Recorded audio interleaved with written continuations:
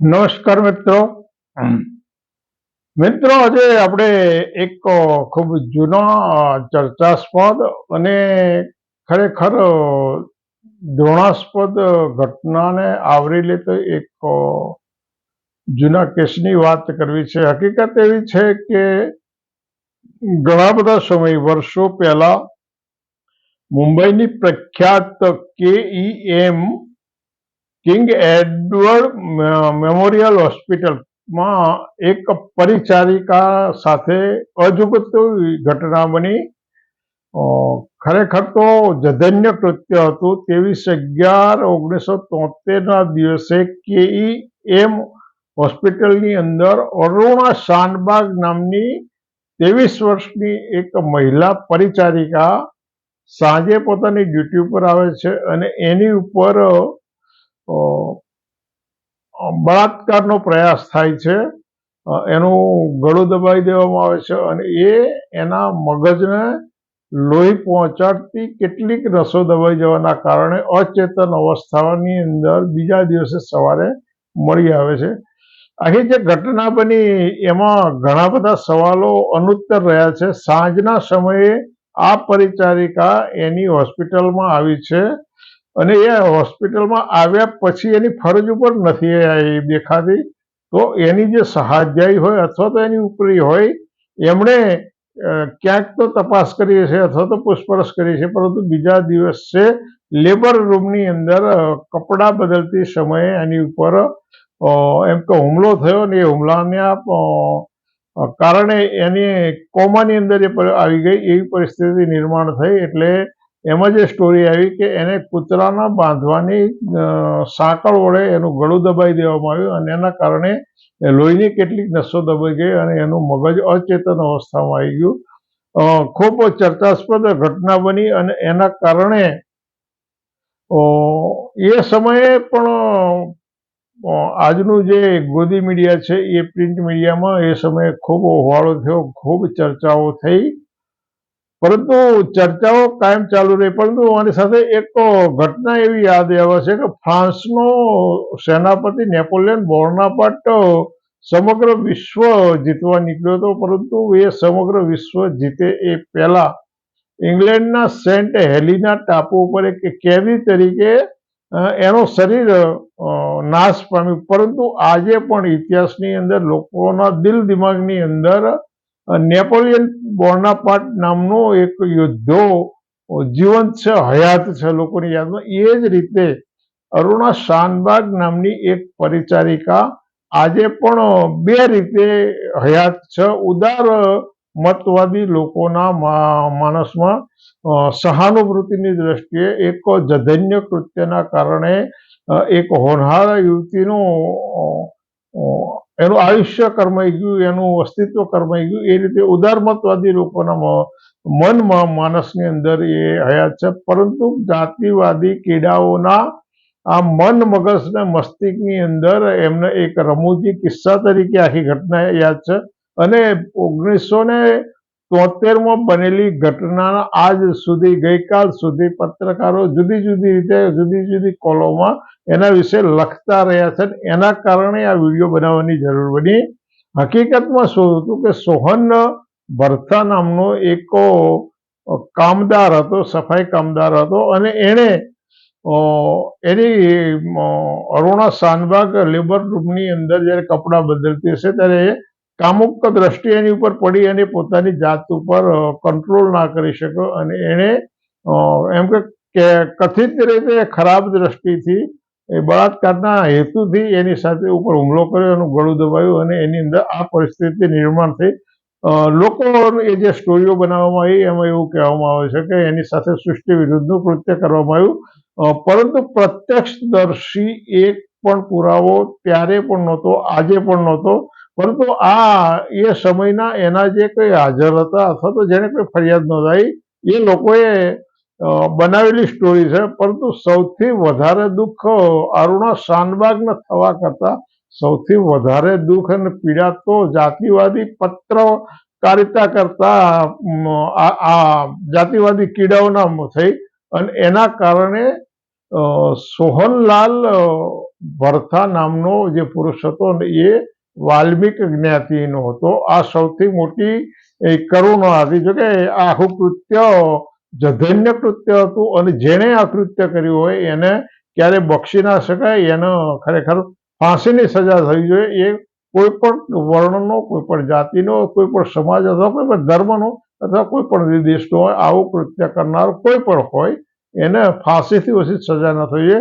પરંતુ ભારતની અંદર તો ભારતની સંસ્કૃતિ જો એ પ્રકારની છે. ભારતની અંદર હિન્દુ સાધુઓ હિન્દુ શિષ્યો સાથે આ પ્રકારના જધન્ય કૃત્ય કરે છે અને છતાંય આવું કરનારા બાવાઓના સન્માન થાય છે, એમને પાછા પૂજવામાં આવે. રાજકારણીઓ પણ આ જ કરે છે.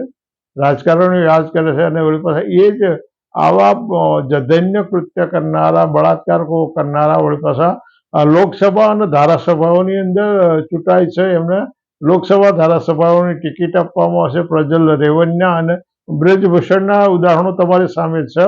ઉદ્યોગપતિઓ, જમીનદારો, ભૂમાફિયાઓ આ બધું જ કરે. અને શિક્ષકો જેનું કામ પવિત્ર શિક્ષા આપવાનું છે, એ જ પોતાની દીકરી જેવી બાળાઓ સાથે આ કૃત્ય કરે. અને આવા હજારો શિક્ષકો ગુનેગાર ઠર્યા છે અને હજારો કાયદાની ચુંગલમાંથી છૂટી ગયા છે. કારણ કે આ સંસ્કૃતિ છે, ભારતની સંસ્કૃતિ એ અપહરણો અને બળાત્કારની સંસ્કૃતિ છે. એમાંથી આ લોકો પ્રેરણા લઈ રહ્યા છે.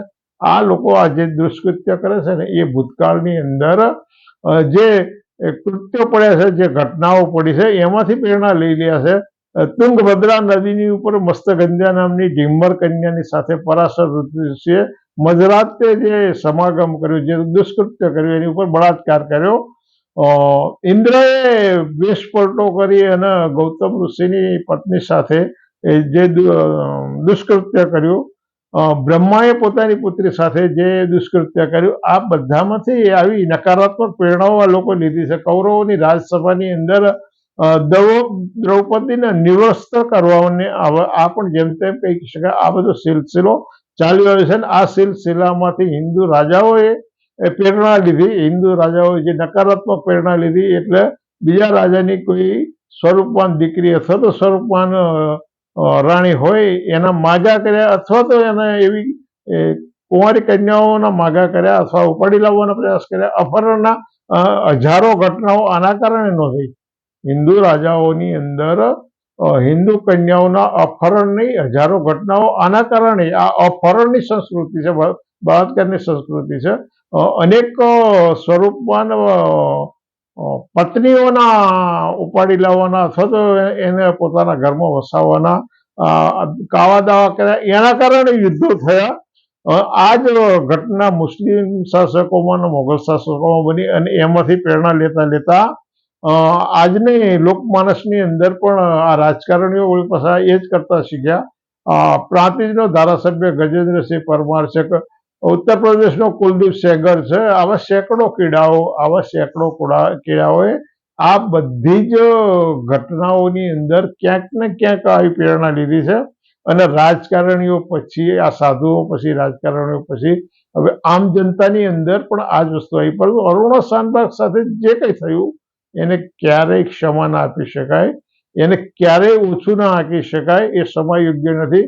અને ખરેખર તો એવું કૃત્ય કરનાર કોઈ પણ હોય એ ફાંસીને લાયક છે. પરંતુ અહીંયા આગળ સૌથી મોટી સમસ્યા એ હતી કે આરોપીની જાતિ અનુસૂચિત જાતિનો વાલ્મિક હતો.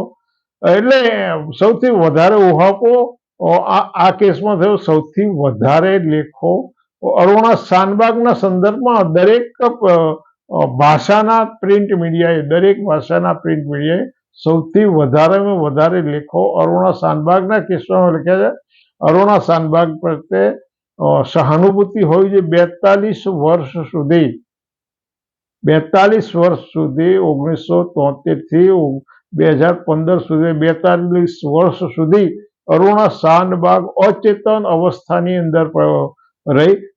એને ઈચ્છા મૃત્યુ માટે એક પત્રકારે ભારતની સુપ્રીમ કોર્ટમાં અરજી કરી તો ભારતની સુપ્રીમ કોર્ટે એને ઈચ્છા મૃત્યુ આપવાની માંગણી નકારી કાઢી. અને એ દિવસે KEM હોસ્પિટલની પરિચારિકાઓ અને બીજા સ્ટાફે ઉજવણી કરી કે ભાઈ એને ઈચ્છા મૃત્યુ એટલે એને એ રીતે નથી મારી નાખ્યું. 42 વર્ષ સુધી અચેતન અવસ્થામાં રહેલી અરુણા શાનબાગના દેશની દરેક પરિચારિકાએ સેવા કરી, એને પોતાનું સ્વજન જાણી અને એની રાત દિવસ સેવા કરી. અને એમાં સૌથી ચમત્કારિક બાબત એ થઈ કે આટલો બધો લાંબો સમય વીતવા છતાંય એના શરીર ઉપર જે ડાઘાઓ પડવા જોઈએ, જે કાળા ડાઘાઓ પડી જવા, લોહી જામી જવું જોઈએ, આવી કોઈ ઘટના 42 વર્ષ સુધી ન થઈ. 42 વર્ષ અચેતન અવસ્થામાં રહી અને 2015માં એનું અપમૃત્યુ થયું એમ કહી શકાય, એ મૃત્યુને વળી. પરંતુ 42 વર્ષ દરમિયાન અચેતન અવસ્થામાં રહેવાના કારણે ભારતીય પીળા પત્રકારત્વે અનેક વખત અનેક લેખો લખે અને એની અંદર સોહનલાલ નામનો એક વાલ્મિક દોષિત હતો, એનો વારંવાર ઠસાવવાના પ્રયાસો કર્યા, વારંવાર જુદી જુદી સ્ટોરીઓ, વારંવાર ફરી રિપીટ કરી, વારંવાર જુદી સ્ટોરીઓ બનાવવામાં આવી.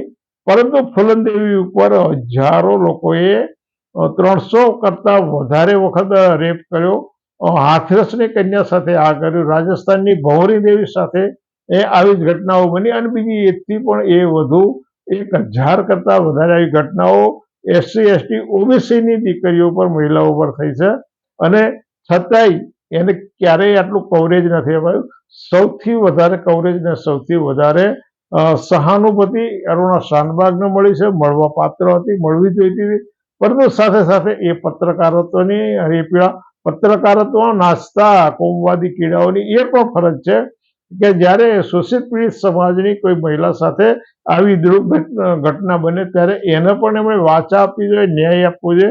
માત્ર જાતિ અને વર્ણના ધોરણે જ એમની કલમો ચાલતી હોય તો એ કલમ નથી, પણ એ કલમના કસાઈઓ છે અને એ પત્રકારત્વ નથી, પણ પત્રકારત્વના નામે દંભ છે. માટે આજે વારંવાર કહેવું પડે છે કે અરુણા શાનબાગનો જે આરોપી હતો એના ઉત્તર પ્રદેશના ગામમાંથી શોધી કાઢવામાં આવ્યો. આ પીડા પત્રકારત્વમાં રાજતા કોમવાદી કીડાએ એના પૈતૃક ગામમાંથી શોધી કાઢી અને એના ગામમાંથી એને નિષ્કાસિત કરવા, બહિષ્કૃત થાય એવા ચક્રો ઉત્તર પ્રદેશની અંદર શરૂ કરવામાં આવ્યા. બળાત્કારના કોઈ પણ કેસની અંદર બળાત્કારની સજા ભોગવ્યા પછી એના આરોપી માટે આ પ્રકારનું કૃત્ય કર્યું હોય અને આ પ્રકારનો એ સજા ભોગવી ચૂક્યા પછી એની જે ઘટનાનો પ્રદેશ હોય, ઘટનાનું શહેર હોય, છોડી દીધા પછી હજારો કિલોમીટર પોતાના વતનમાં જઈને વસતો હોય એવા માણસને અનેક વર્ષો પછી એને શોધી કાઢી અને એને બહિષ્કૃત કરવામાં આવે. એવી પહેલી ઘટના ભારતના ઇતિહાસની અંદર છે. સોહન ભરથા નામનો વાલ્મિક અરુણા શાનબાગનો આરોપી હતો. માની શકે એના કૃત્યને ક્યારેય નવાજી ના શકાય, એના કૃત્યને ક્યારેય માની ના શકાય. પરંતુ એના જે રીતે થયું એને ઈરાદાપૂર્વક કર્યું છે અથવા તો અજાણતા કર્યું છે અથવા કામા વેશમાં આવીને કર્યું છે. પરંતુ એને નાની મોટી લાંબી ટૂંકી જે કંઈ સજા થઈ એને કાનૂને સજા કરી. એક કાનૂન સજા કર્યા પછી મુંબઈ છોડી એ ઉત્તર પ્રદેશના પોતાના ગામમાં ગયો અને પોતાના ગામની અંદર એ જ્યાં ધંધો કરતો હતો, વસતો હતો, ત્યાંથી એને હાંકી કાઢવા માટે આ લોકોએ પ્રયાસ કર્યો. અને માટે ફરી વખત આ વિડીયો એટલા માટે બનાવવો પડે છે અને એટલા માટે કહેવું પડે કે આ અપહરણ કરનારાઓની, બળાત્કાર કરનારાઓની સંસ્કૃતિ છે અને એવી સંસ્કૃતિની અંદર અનુસૂચિત જાતિનો, અનુસૂચિત જનજાતિનો નાગરિક અથવા ઓબીસીનો નાગરિક જ્યારે આવું કૃત્ય કરે તો સૌથી વધારે દુનિયાનો ગુનેગાર હોય એવું ઠસાવવાના પ્રયાસો કરે છે. એટલે મિત્રો, તમને આમાં કંઈક વિચારવા જેવું લાગતું હોય અથવા તો કેવા પ્રકારની સંસ્કૃતિ કઈ રીતે ક્યાં આકાર લઈ રહી છે અને કેવા એના લેખાજોખા થાય છે એ તમારે મૂલવવાનું છે. એ તમને મૂલવવા માટે તમારી ઉપર છોડું છું. મારે જે કહેવાનું હતું મેં કહ્યું છે. ફરી મળીશું. આવજો.